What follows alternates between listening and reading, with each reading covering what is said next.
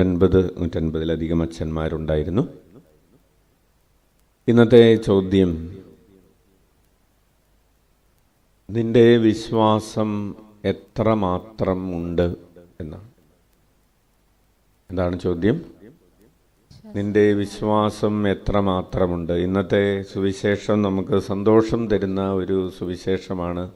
ഒരു 12 വിശുദ്ധർക്ക് അല്ലെങ്കിൽ ഒരു 11 വിശുദ്ധർക്ക് വിശ്വാസമില്ലാതിരുന്നതിൻ്റെ കഥയാണ്. അവർ വിശുദ്ധർ, ഈശോ വിളിച്ച അപ്പോസ്തലന്മാർ, ഇതിൽ കൂടുതൽ പത്രോസിനടക്കം വിശ്വാസമില്ലാതിരുന്നതിൻ്റെ, പത്രോസിനും യോഹന്നാനും അല്ലേ, അവർക്കൊക്കെ ഉണ്ടായിരുന്നില്ലെങ്കിൽ പിന്നെ നമ്മുടെ കാര്യം പറയാനുണ്ട്.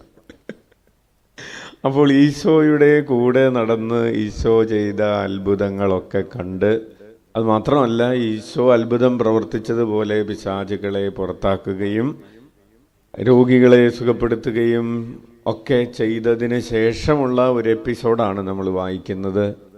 അപ്പോൾ അത്ഭുതം പ്രവർത്തിച്ച ശിഷ്യന്മാർക്ക് തന്നെ വിശ്വാസം ഇല്ലാതെ പോയതിൻ്റെ ഒരു കഥയാണ്. ഈശോയുടെ ശിഷ്യന്മാരുടെ അടുത്ത് ഒരു അപസ്മാര രോഗിയെ കൊണ്ടുവരുന്നു. അവൻ പിശാച് ബാധിതനായിരുന്നു. അപ്പോൾ ശിഷ്യന്മാർ എത്ര പ്രാർത്ഥിച്ചിട്ടും, അതാണ് അവർ പരിശ്രമിച്ചിട്ടും പിശാച് വിട്ടുപോകുന്നില്ല, കുട്ടി സുഖപ്പെടുന്നില്ല.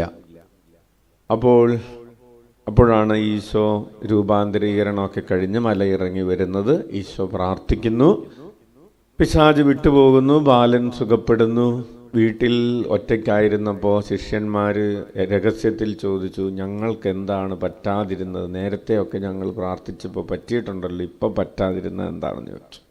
നേരത്തെ ഞങ്ങൾ പ്രാർത്ഥിച്ചപ്പോൾ കിട്ടിയിട്ടുണ്ട്, ഇപ്പോൾ കിട്ടാതിരുന്നത് എന്താണെന്ന് ചോദിച്ചപ്പോൾ ഈശോ പറയുന്ന ഉത്തരം, നിങ്ങളുടെ വിശ്വാസത്തിൻ്റെ കുറവ് കൊണ്ടാണ് എന്നാണ്.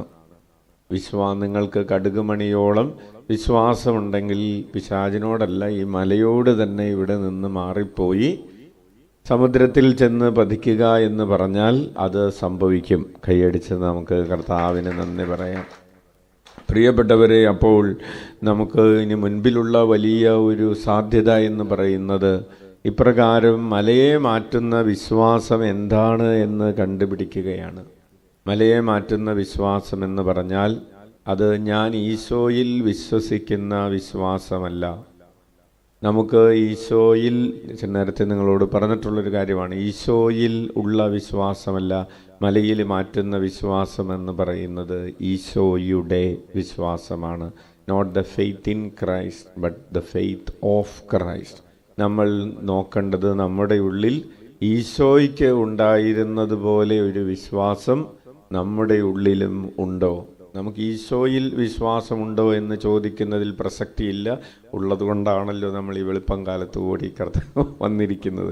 അപ്പോൾ ഈശോയിൽ വിശ്വാസമുണ്ട് എന്നുള്ളത് 100%. അതിൽ നമുക്ക് കടുകുമണിയല്ല, എന്ത് മണിയുടെ കാര്യം പറഞ്ഞാലും നമുക്ക് ഈശോയിൽ ഇഷ്ടംപോലെ കൊട്ടക്കണക്കിന് വിശ്വാസമുണ്ട്. ഈശോയിൽ നമുക്ക് ഈശോയുടെ പോലത്തെ ആ ഈശോയുടെ ക്വാളിറ്റിയിലുള്ള വിശ്വാസം ഉണ്ടോ? കുരിശിൽ മരിച്ചാലും ഞാൻ ഉയർത്തെഴുന്നേൽക്കും എന്ന് പറയുന്നതാണ് ഈശോയുടെ വിശ്വാസം. കൈയടിച്ച് കർത്താവിന് നന്ദി പറയാം.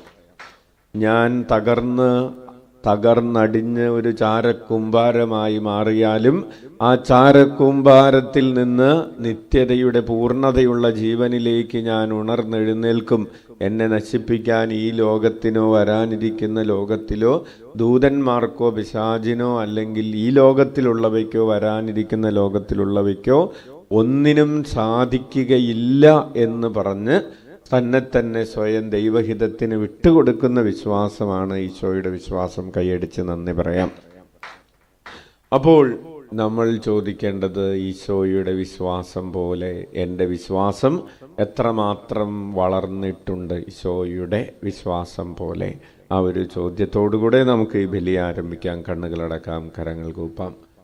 നമ്മുടെ അനുദിന ജീവിതത്തിൽ ഈശോയിലുള്ള വിശ്വാസം നമുക്കുണ്ടായിരുന്നുവെങ്കിലും ഈശോയുടെ പോലത്തെ, ഈശോയുടെ വിശ്വാസം കണക്ക് ഒരു വിശ്വാസം, പിതാവായ ദൈവം എൻ്റെ കൂടെ ഉണ്ടെന്ന് പറയുന്ന വിശ്വാസം, എനിക്ക് മരിക്കേണ്ടി വന്നാലും എനിക്കൊരു കുറവും ഉണ്ടാവുകയില്ല, എൻ്റെ ഒരു മുടിയിഴ പോലും നശിച്ചു പോവുകയില്ല എന്ന് പറയുന്ന വിശ്വാസം, ആ വലിയ വിശ്വാസത്തിലേക്ക് നമ്മുടെ ഹൃദയത്തെ ഈ പ്രഭാതത്തിൽ ഉണർത്താം. പരിശുദ്ധ അമ്മയുടെ പ്രത്യേകമായ മാധ്യസ്ഥം ഈ ശനിയാഴ്ച ദിനം നമുക്ക് യാചിക്കാം.